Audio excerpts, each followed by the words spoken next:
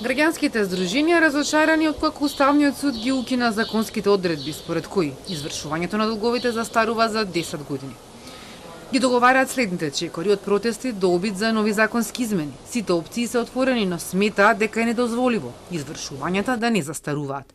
Невладините обединети под слоганот Стоп за извршителите сметаат дека одлуката е донесена под влијание, а последиците ќе ги почувствуваат граѓаните.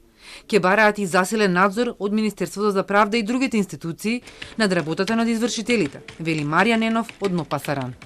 Ова е срамна одлука на Уставниот суд. Ова е многу лошо прво за имиджот на самиот Уставен суд и за довербата кај народот кај него.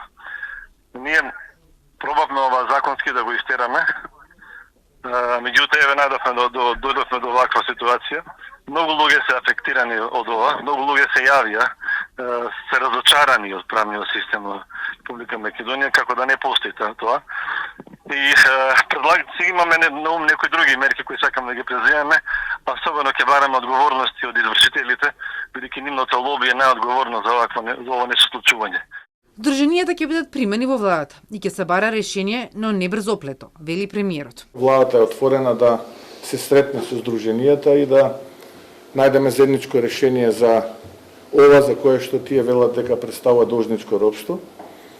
Жалам и штета е што минатото се правени на брзина законски изнудени решенија кои што за жал паѓаат на уставни судови или се носат различни мерки. Со вчера укинатите законски одредби кои беа замрзнати уште во јуни, извршителите повторно немаат временско ограничување во извршните постапки.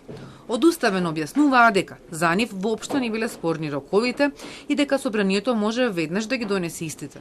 Но главен проблем во законот бил тоа што важел ретроактивно и што не бил оставен период од 7 дена по објавата во службен весник, за да можат доверителите да се прилагодат на новите пократки рокови.